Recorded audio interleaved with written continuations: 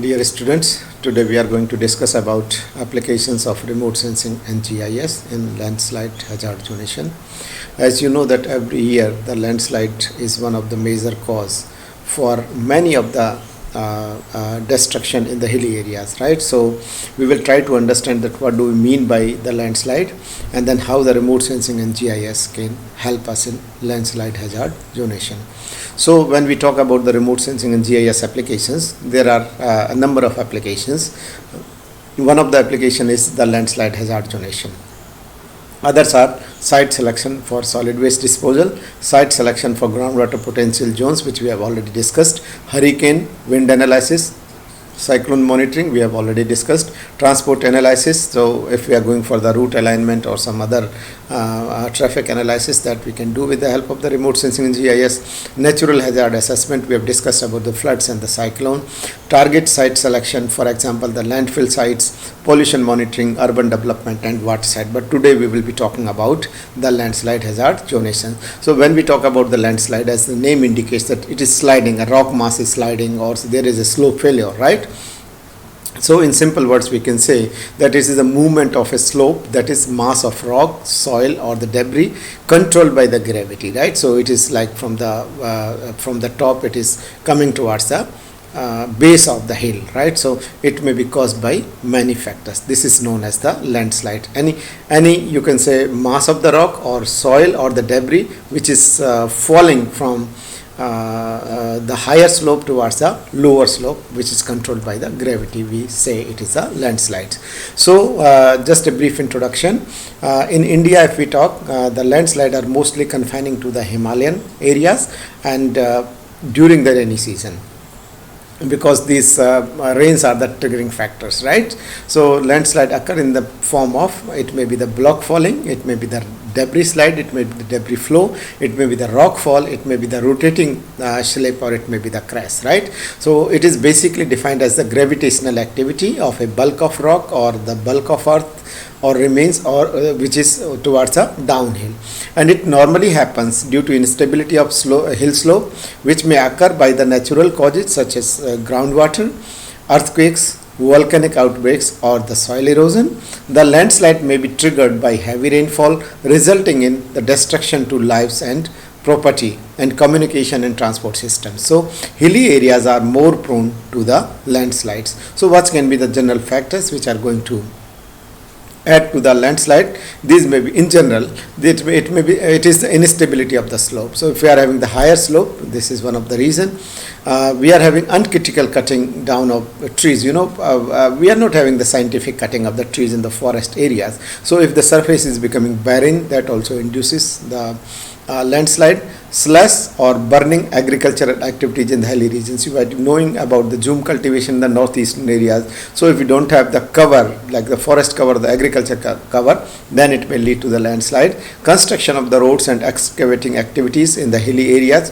So at times when the new road is being constructed, you will see a lot of the rock fall and the landslide.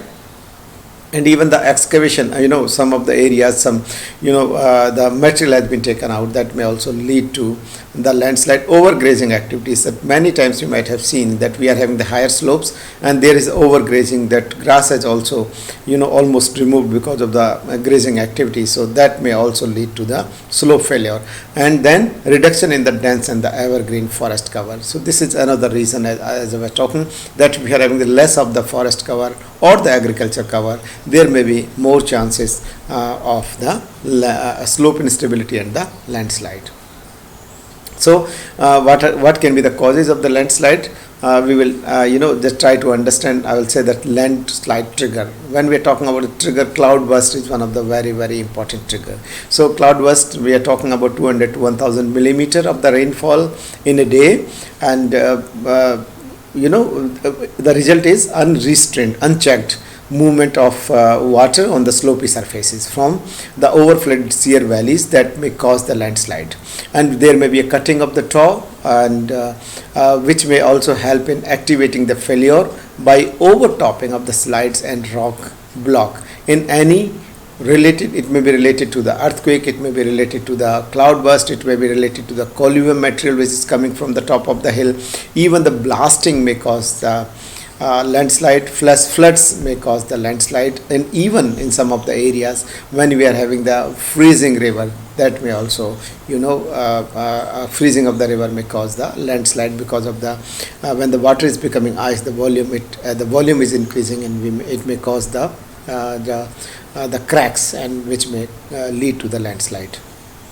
So when we talk about the causes, there are man-made causes, anthropogenic activities like deforestation, blasting, quarrying, hill cutting, irrigation of the paddy fields in the hilly areas. Lot of water is there that may lead to the slope failure, water storage ponds, mining, tunneling, or vehicle vibrations on the hill roads. These are some of the causes which are going to create the landslide. And then process of erosion, like there is the blocking of the natural drainage. There may be the because of the erosion that the soil cover has come up on the way, so that may also lead to the landslide. Poor water pressure in the vertical valleys, and geological conditions. What is the mineral composition? What are the rock types? What are the structures? If the faults and fractures are present over there, then definitely we are going to have more chances. It is more induced to the landslide. So what is the difference between the disaster and the hazard? So we normally call these type of the events, because of the earthquake, because of the cloud burst and other areas, a hazard if it is not in the habited areas. When it is in the habited areas, so then we call it as the disaster. So a potentially damaging phenomena such as earthquake or the landslide by itself is not disaster when it occurs in the uninhabited areas. It is called a disaster when it occurs in the densely populated areas, resulting to a large scale destruction. And you can see both in the left hand and the right hand side figures that we are having the hilly areas. So there may be a slumping of the mass, there may be rock fall, there may be some escarpments, the faces, which may cause the debris pile up at the base. So because of the more of the rainfall, the water is getting accumulated on in these material, and which are then becoming unstable and reaching under the gravity flow towards the base of the hill or base of the slopey areas. So you can see this example. This is quite common. This type of the picture is quite common when we are having the rainy season, and in the hilly areas the road blocks are quite common because of the debris, rock block coming to the rocks, to the roadsides. You see this is one of the area of the Uttarkasi, and we can see that lot of the devastation is there. Down the house we are seeing, then we are seeing all the damages which are occurring. So this is also slope failure. And you see here also that it's almost, we are having it is Rudraprayag, Uttarkasi. So we are seeing a lot of the landslide in this area. Again you see that we are having a railway line, but because of the landslide, that railway line is also just like hanging in the air. And you see the base that we are having lot of the debris which has come up, and we are having in the down area we are having a very good settlement, but some of the settlement has been almost devastated, damaged.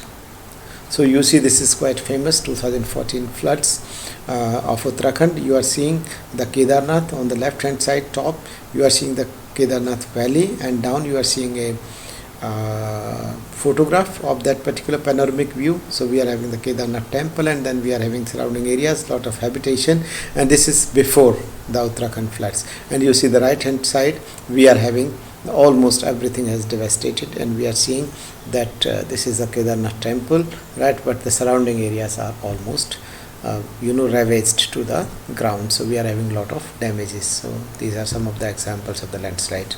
So the natural question may come to the mind that why we should study the landslide.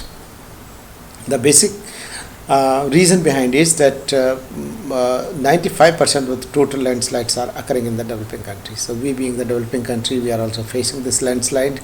And when we talk about the fatalities, 80% of the fatalities, total fatalities, are also occurring in the developing countries, and India is accounting for about 8% of the total fatalities, which are because of the landslide globally. If we talk, we take a data from 1900 to 2016, it has taken about 62,000 674 human lives across the world. And when we talk about the severely affected countries, China is on the top with 695. I'm having data of 2007, maybe slightly changes there, but second is Indonesia, India is third, then Nepal, Bangladesh, and Vietnam. And when we talk about the landslide in India, it has taken about 4,133 lives from 1900 to 2016, and there are 38 major events which have occurred, and there is a loss of about 4.5 million US dollars. So this is a report from OFDS CRED 2016. And then we are having the landslide in the Himalayan, which takes about 200 lives every year, and the damage to the infrastructure is worth US $1 billion across the world, which is about 30% of the global loss. And Himalayas are the hotspots of the fatalities. When we are talking about the landslide fatalities, this is having about, on an average, 375 deaths per annum from 2004 to 2009. So this is the landslide hazard zonation map from National Disaster Management Authority 2009, and if you see that we are having about 12.5% of the total area of the country is prone to landslide hazards, and which is about 0.42 million square kilometers. And when we are talking about the the hazard, the degree of the hazard, we are having the northern area, Jammu Kashmir, Himachal Pradesh, Uttarakhand, so and UP, we are having very high hazards, two high hazards, and then we are having some of the areas where we are also having the moderate to moderately high hazards, right? We are having the northeastern countries, and then in the south also the western Ghats are falling in the moderate to moderately high hazards, right? We are having some of the area in the east also, right? So these are the areas which are more prone to landslide hazards. When I talk about the susceptibility chances of the landslide in these particular areas, so you see that again the northern areas and northeast areas, these are the areas which are again having the very high landslide susceptibility, and then we are having the western Ghats which are falling in the high susceptibility. We are at some of the areas in the eastern Ghats which are also falling in moderate to high, and then we are having the other areas where we are having the low susceptibility, right? So what are the various factors? We will divide these into the independent and the dependent factor. Independent factors we will divide into intrinsic causative factors and extrinsic causative factors.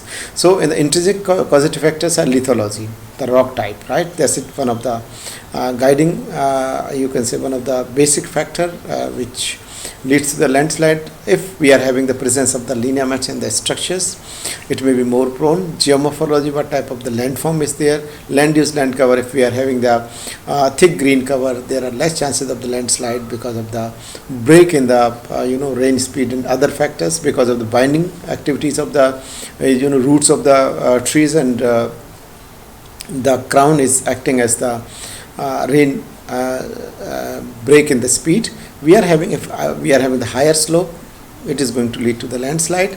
So aspect also is very, very important. If you have the southern aspect, because of the more of the sun shining, we are having the continuous physical weathering, expansion and contraction, which may lead to the slope instability. If this hill slope curvature is one of the guiding factor, if we are having the drainage density also, if drainage density is different, this is also one of the independent factors. Stream power index, topographic wetness index, flow length, flow accumulation. We will be discussing these one by one when we are going for the methodology. And when we are talking about the extrinsic causative factors, that is road, because we are having a lot of movement of the vehicles on the road. So this is also causing one of the vibrations on the road are one of the triggering factor.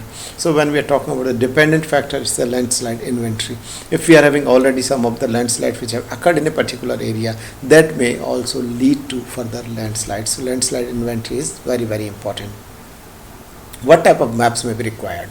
So maps we require is very basic, like the geology and geomorphology map. These are one of the important foundations, that we must have a geological map which will tell us about the lithology. We must have the geomorphology map which will tell us about the landform.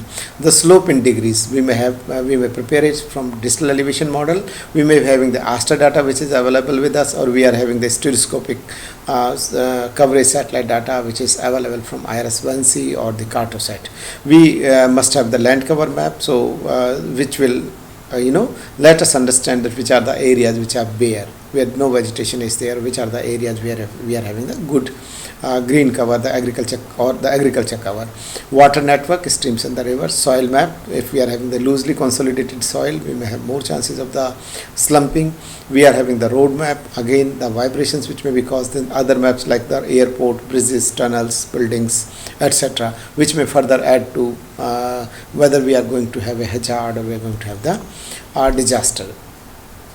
So when we are talking about the factors, I will just group these under the environmental factors, triggering factors, multi-temporal inventory, and what can be the elements which are at risk, right? So when we are talking about the environmental factors, we are having geology, geomorphology, soils, topography. These are the environmental factors, and again we have to then have the temporal data available on the land cover. If there is change in the land use land cover, there is change in the hydrological conditions, the rivers or the streams which are available over there. So the triggering factors are earthquake and the rainfall. So earthquake, because of the earthquake there may be the landslide, there may be because of the cloud burst or because of the more rains there can be the landslide.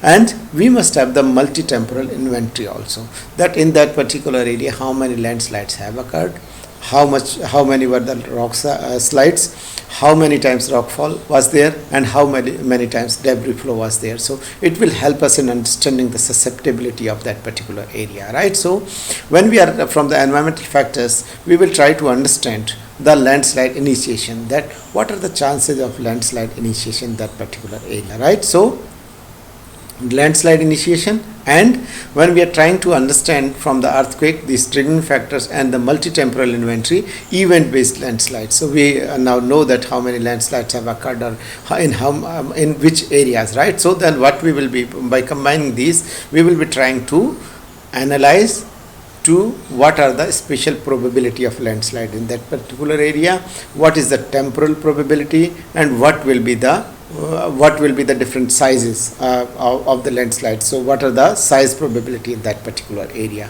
right? So then we will be taking elements at risk. What are the elements at risk? As you know that basically the buildings, roads, land use, essential facilities, cadastral data which may be available to us, industrial or the recreational facilities, we are having the census data. So from these we will be trying to understand the magnitude of the loss. How? That from these spatial variability, probability, temporal probability, size probability, we will be trying to understand the landslide hazard assessment.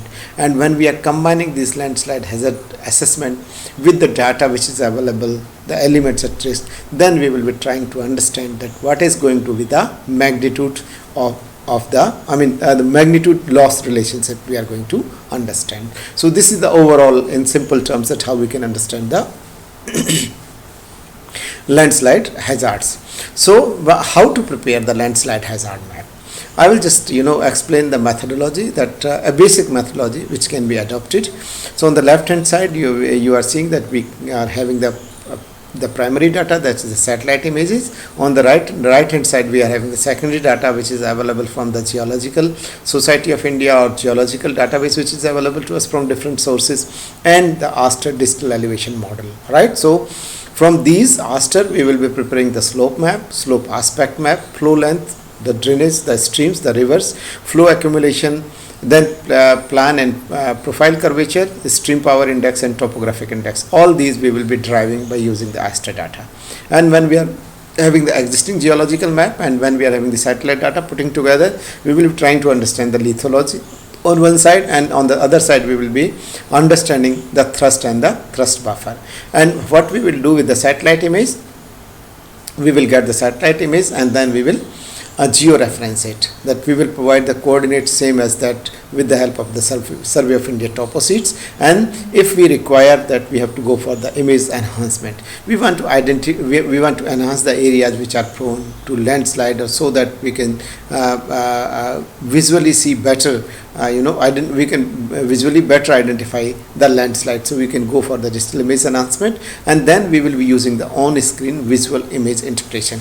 We will be using the satellite image on the screen, and then we will trying to identify that what are the areas where landslide has occurred. And then we will again be identifying from the satellite image drainage, lineaments and the roads, right? So from the lineament we will try to understand the lineament buffer. From the drainage we will try to calculate the drainage buffer, and from the road, that because of the vibrations, because of the heavy traffic, because of the continuous traffic flow on the road, and because of vibration, what can be the surrounding areas which may be in which the landslide may be triggered, right? So by taking all these into consideration, then we will be creating all this, will be going as layer in the GIS. So GIS database has been generated, and then we will go for the analysis by taking all these factors, weighting and ranking of these different maps and the different classes which are available over there, and then we will go for the conditional independence test. We will be preparing the models. By preparing the models, we will try to understand what is the applicability of the model, right? So then once we have understood that a particular model is doing well, by applying that to the known landslide sites, right? So then we will use that model to the other sites also, and we will prepare the landslide susceptibility map. And after preparing the landslide susceptibility map, then we will go for the result validation and the accuracy assessment. Accuracy assessment is very, very important. So one of the important consideration of going for the landslide inventory is that it helps us in the accuracy assessment. So why again we should understand the landslide hazard zonation maps. What are the applications of the landslide hazard zonation map? As you know that if we are able to identify the areas where there is a possibility of a landslide, so we will definitely try to avoid those areas for further development. So to identify and delineate unstable hazard prone areas will help us in environmental regeneration program, so that the areas which are likelihood of the landslide, we have to go for the slope stability or providing the green cover by broadcast seeding or different afforestation programs. These landslide hazard zonation maps help us, the planners and the decision makers, to choose favorable locations for siting the developmental scheme. For example, we have to go for the township development in the hilly areas, like the Jharkhand. You were knowing that a new capital was supposed to be established. So if this is a hilly area, then we have to go for the landslide hazard zonation map, so that we can have the township which is almost free from these landslide events. Then the dam site location. Dam is one of the very important aspect for not only providing the irrigation water, but also to reduce the floods. So dam sites should also be free from the landslides, and the roads, right? So to have the continuous flow of the traffic, right? So the landslide hazard zonation maps will help us in laying these plans. We can also have the general purpose master or the land use plan maps. Land use plan maps, if we are having a land use which is degraded forest or the scrub forest, so we will suggest that we should go for the afforestation activities in these areas, so that we can have the better green cover. And then we will restrict the new development in the areas which are hazard prone. Again, when we are talking about the choice of the optimum activity, that also we will be deciding on the basis of the risk zones. If we are having the high risk zone, we will reduce our activities in those areas, developmental activities, in comparison to areas which are having the low risk. And when we are going for it also is going to help us in quick decision making for the rescue and the relief. If we know that there is a particular area which is having more landslide occurrences, right? So if the landslide is there, so the area, the people who are there in the settlements, how we are going to take these people out, so that is going to to help us that the nearest, we are going to identify the nearest location to which we can evacuate the people, right? So this is another very, very important aspect. So these were some of the basic and preliminary things about the landslide and how we can use the remote sensing and GIS for the landslide hazard zonation map, and what are the different applications of these type of the maps. So this was all I want to discuss with you. Thank you very much for being with me.